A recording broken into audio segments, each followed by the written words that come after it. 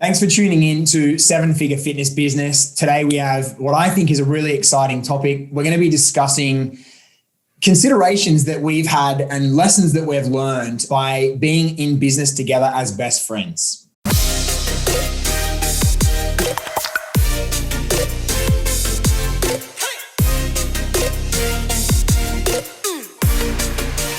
So one of the considerations one of the golden rules that a lot of people will tell you about if you're going to go into business with friends or family is that you really shouldn't do it because money can turn things sour very, very quickly. Now, we've navigated the challenges with this and a couple of very small downs, but mostly a lot of highs being in business together.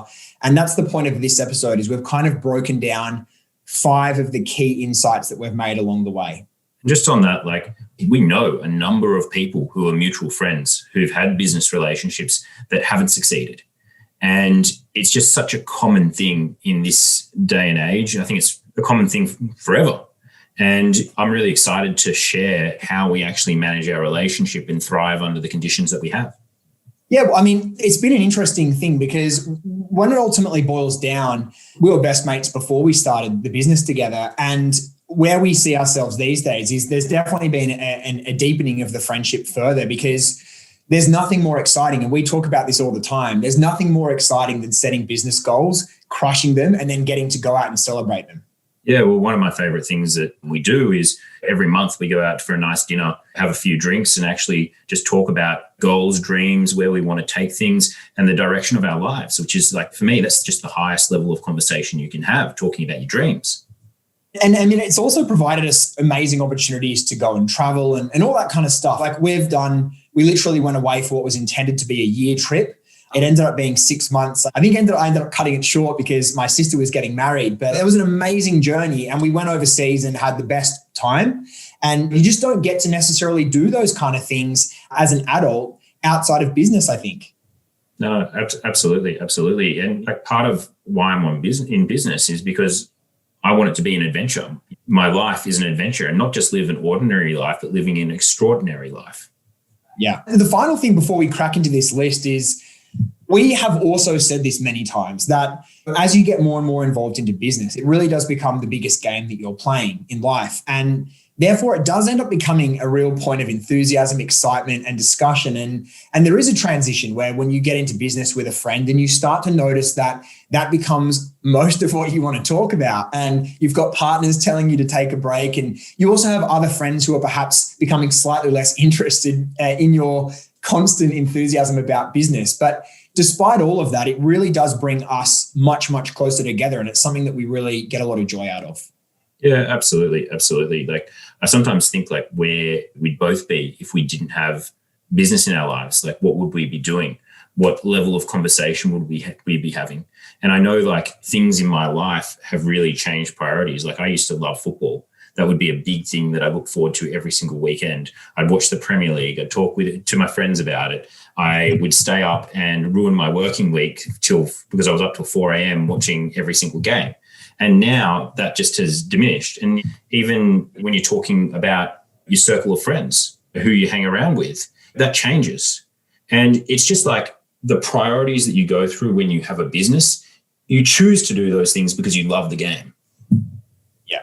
No, it's so true. And it doesn't mean that you're not necessarily having the same quality of friendships with other people, but I think more than anything, it's just really shown how close we've become because of such a major thing that we're connected on. And I think, as we all know, you really do make friendships and form bonds with people based on shared experiences. And what better journey and what better adventure to go on than a business relationship that ends up becoming majorly successful. Yeah, absolutely. And when I seek out friends these days, when I'm meeting new people, it's crazy, but a lot of them are in business. And the funny thing is, a lot of them are actually online. The thing is, Iggy, our business partner, I consider him a really close friend, but I've never actually met the guy. I've never met him in real life. So, it's a weird feeling in this day and age, isn't it?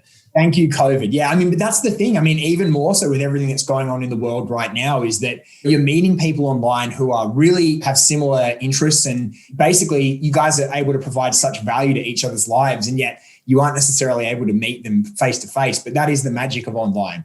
Mm-hmm. you just feel like the same applies to our clients who we work with. It's like, I feel like I know them all just because we spent so much time on Zoom. Yeah, we don't. we haven't met them. And even Bryce the other day, we went out and had our dinner with one of our employees who's just in Sydney, but he's been working for us and never met him in real life, despite the fact that he only lives down the road, really. Yeah, and a lot of our sort of senior management team with the fitness business are in Melbourne. So we don't get to see them very regularly. In fact, some of them we still haven't met. So anyway, let's crack into this list. So to give it a little bit of context, the reason why we sort of wanted to bring this episode is because when it comes to even our relationship in business, there have been ups and downs. Really, everything's gone extremely smoothly except for a couple of occasions. And the one that comes to mind, which was a bit of a point of tension, was when we were on our trip together. And basically, we were in Cambodia and it was just you and me for about 8 weeks. We were cramped in this beautiful 5-star hotel. We weren't cramped. Which I know sounds terrible, but basically we were getting up each day, working our butts off. Like we weren't living like the laptop lifestyle. We were really working hard, putting in a shift. And then we'd go to the gym at night, we'd have some dinner, and then that would be it. And I think by the end, there was definitely some tensions. And you're really the one who broke through that, because you just approached me one day and said, hey, man, I think we need to go have a sit down chat because there's something going on here. And I remember you actually had a notepad with a couple of different questions that you had. And we sort of just like discussed all the tension. And it's amazing how when we both started to really share some of the irritation that we were feeling, it just started to evaporate. I want to paint a little bit more context in this situation and what was happening exactly. We were in this 5-star hotel and we kind of, for whatever reason, we decided that we were just going to work our asses off during that time. And it was like, hey, I think we didn't call it lockdown. We kind of talked about it like going to the mines and putting in our shift at that point in time. Yeah. Now, the problem is when we went and did that, we weren't actually necessarily seeing the reward. And I think tension is created when you're not seeing the success, that the effort that you've put in. And success in business is never linear. We were really, really pushing it hard. And after a while, I think that's one of the things that breaks business relationships the most is that, hey, it's not what happens in the good times. Everything's fine in the good times. It's what's happening at the bottom of that curve. And I think a big part of it is understanding that business is going to have its bottoms, and to expect that and expect there to be tension and then be able to openly communicate that. So what we did there was, and why we started to have those struggles, is there wasn't that direct communication. We were both thinking about things and it was just like, well, hey, let's put all the cards out on the table, have a real conversation and bring up everything that we haven't talked about for whatever reason. Yeah. So, I mean, and this is basically the first point, guys, and it is the most important one of the lot. And it's to practice open and honest communication. And we as best mates for a long time, we'd always been pretty open and communicators. Neither of us really held back. But in business, there can be a sense of like a higher level of sort of, I guess there's a little bit more at stake, right? So that was a lesson that I definitely had to learn. And when we sort of put that out there and we had that conversation about some of those tensions, and we'd sort of been licking our wounds, because what happened was we went overseas and we probably shouldn't quite have been doing that. And of course, we kind of had a lot of fun the first couple of weeks, and then we had to sort of recover. And that was just putting in a shift. And that period of time, it did challenge us. But because of that very open and honest communication that we had, we ended up coming out the other side much, much stronger. Absolutely. Like there's so much, and I think like anytime you're unsure of this, it's just like we just over communicated everything that was going on. Like the struggles that we were going through at various times. It's like sometimes you think negatively about what the other person's doing. It's that comparison that really lets people down. When you're in a business relationship, people have different roles. They do different tasks that take different amounts of time. What happens is people start to think, oh, I'm doing 60 hours a week, you're doing 50. And when you go tit for tat and you compare things, that's always going to result in things going downhill. But once you begin to accept, this is my role in the business, this is how I'm going to make it grow, and I trust my business partner is going to fulfill his roles, do his job, and also make the business grow, that's fantastic. But a long, long time ago, I completely stopped comparing anything that we did. I don't think about it ever. Sure, things pass through my mind at different times, but at the same time, I just go, I'm going to concentrate on what I'm doing because I know what I'm doing is going to impact the business in a very, very positive way. Yeah, well, this transitions so well, mate, into the next topic, or the second point, which is you've got to assess each other's strengths and weaknesses openly and honestly. And you also need to assess your own. And I think one of the things I remember at that stage was we were both kind of doing a bit of everything, except you were doing the marketing. And one of the transitions we made in Cambodia when we were at this time was that you started to pull more out of some roles to go into marketing. And it turns out that was one of the best things that we ever did. But at the time, there was a bit of a thing of like, oh, well, hey, why is he doing that? Which was crazy when I look back on it in hindsight. But ultimately, when it comes down to it, I think also sometimes I felt a desire to be good at the things that you were good at. And the truth is you're very, very good at marketing and you've got a real brain for business numbers and for decision making. Whereas mine was more like the things related to sales and dealing with people in that way. So it was ultimately once we actually got clear on those roles and defined them in stone that we actually stopped in any way sort of treading on each other's toes and started to complement each other more so. Would you agree with that? Yeah, absolutely. I think part of it was like I was doing a lot of sales, but I was also doing the marketing. And I've always hated sales. Yeah.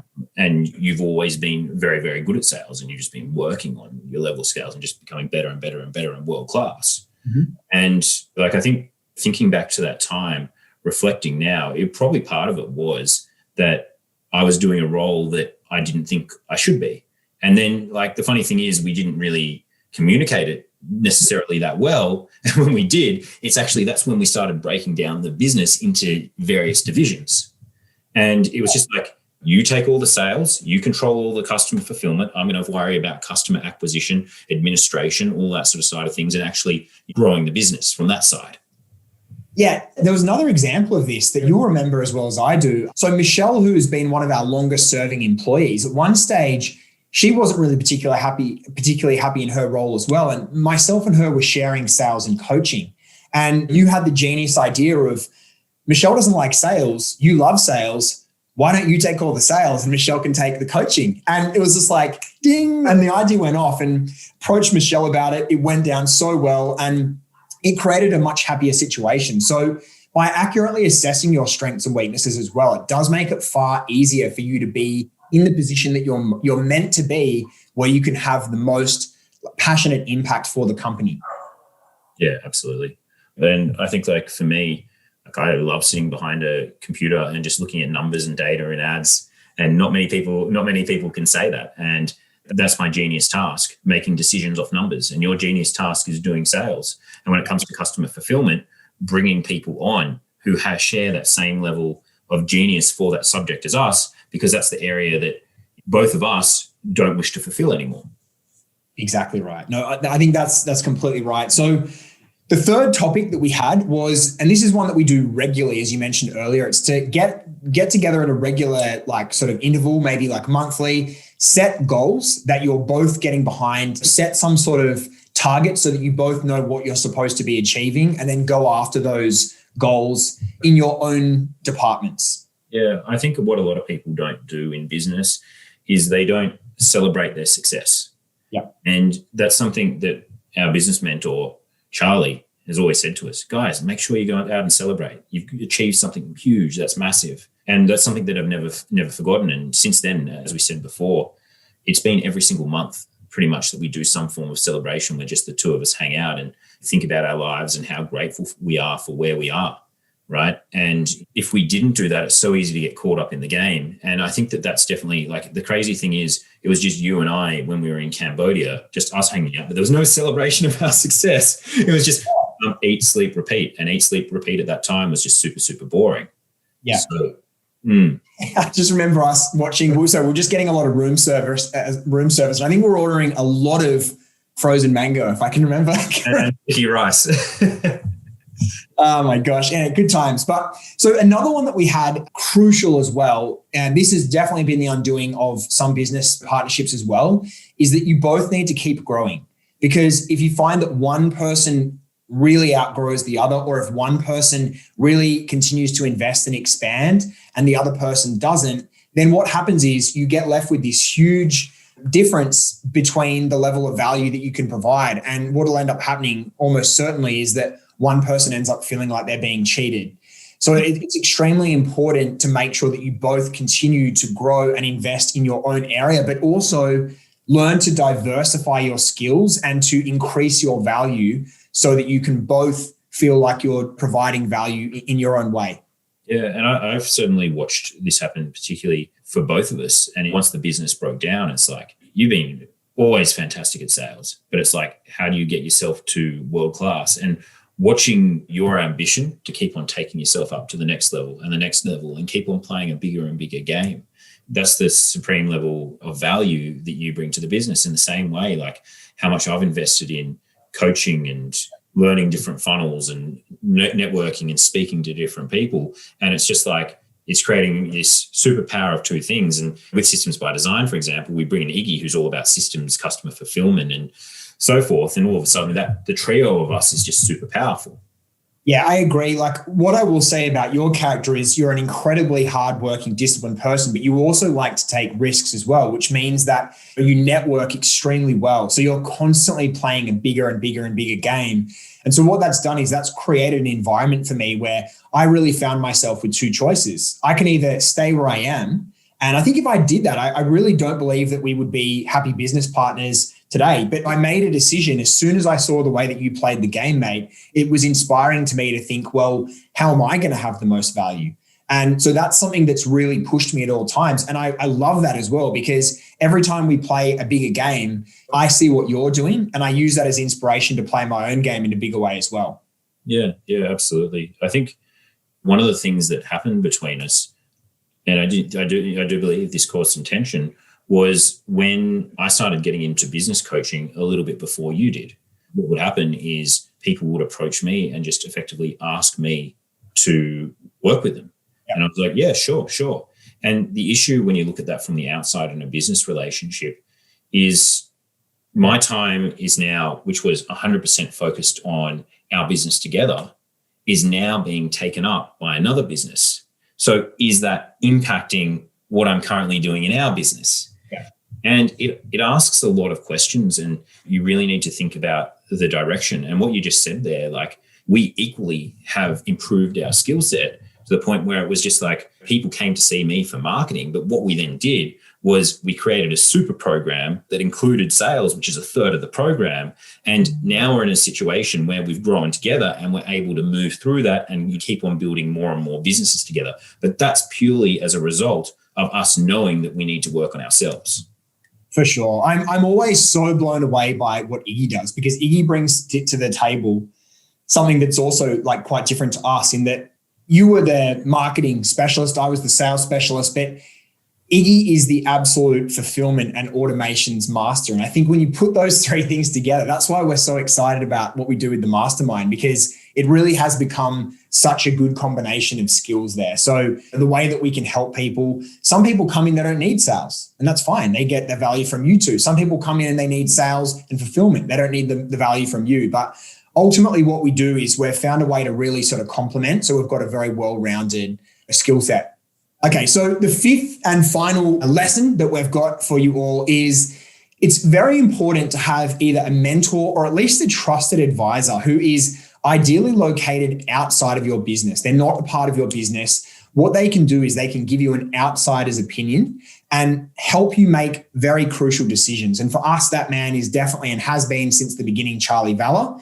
And a lot of the times you and I will both know that we're right, and we both feel very confident about that. There's a lot of certainty. And what I have come to find is that if we go into a meeting with Charlie and he hears about the story and he decides that you're right, I will just immediately assume that I'm probably wrong.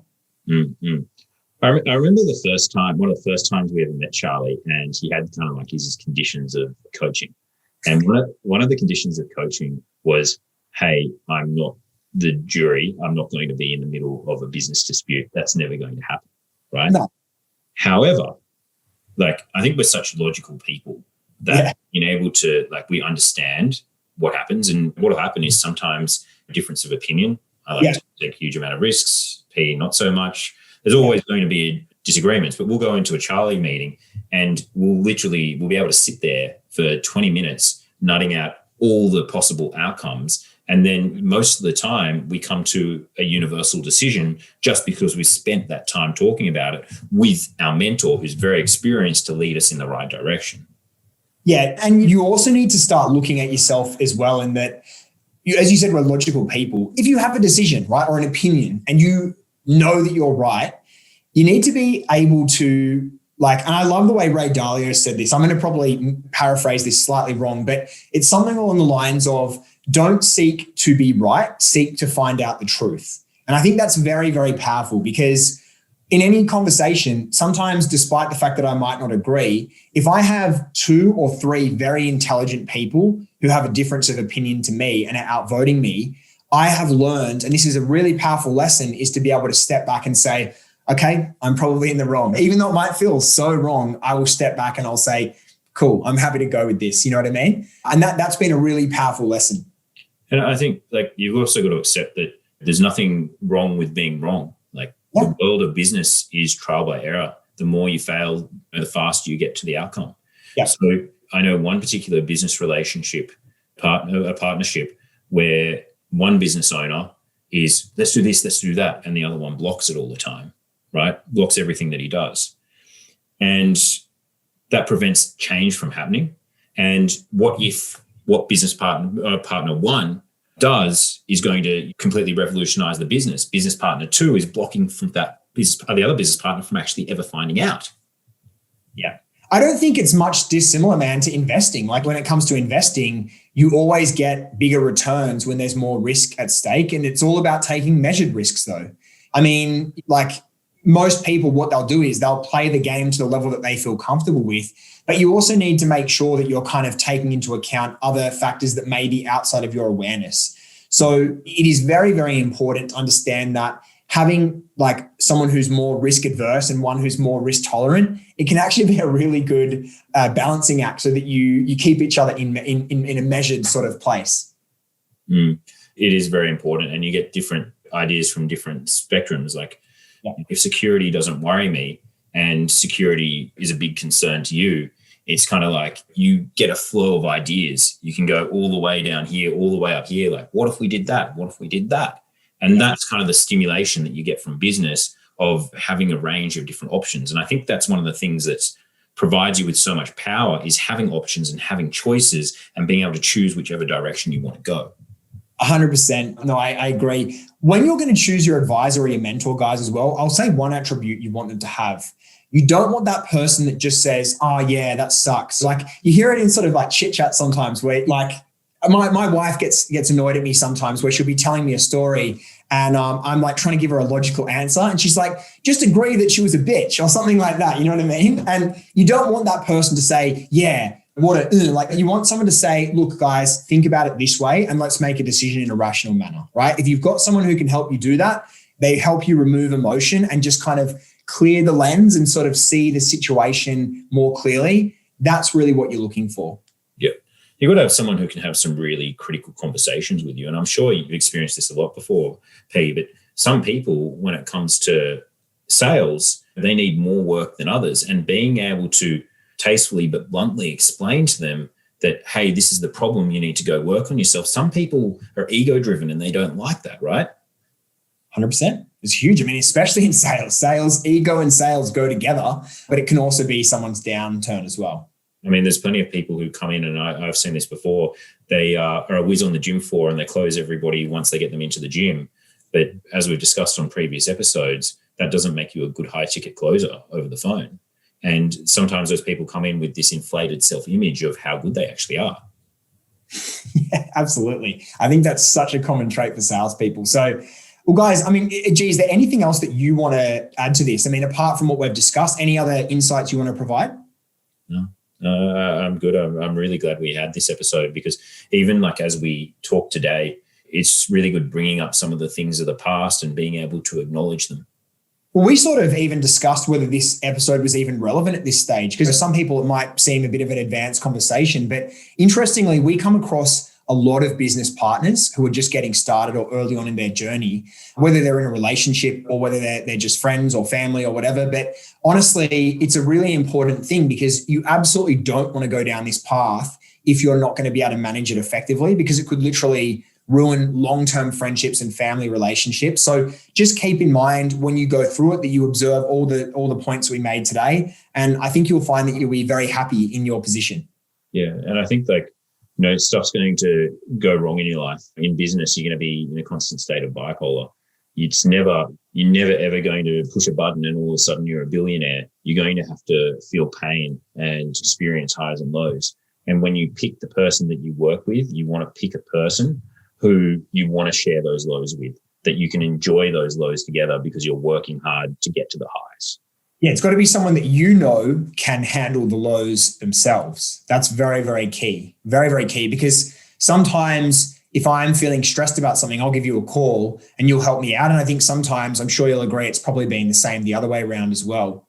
Yeah, that's it. That's exactly right. It's like having emotion in any situation is important. It's important to express your emotions, but an overwhelming characteristics of good business partners is logic and being logical and being able to discuss and being willing to change your mind. No, I love it. I think that is spot on, 100%. So guys, thanks for tuning in and we'll see you on the next episode.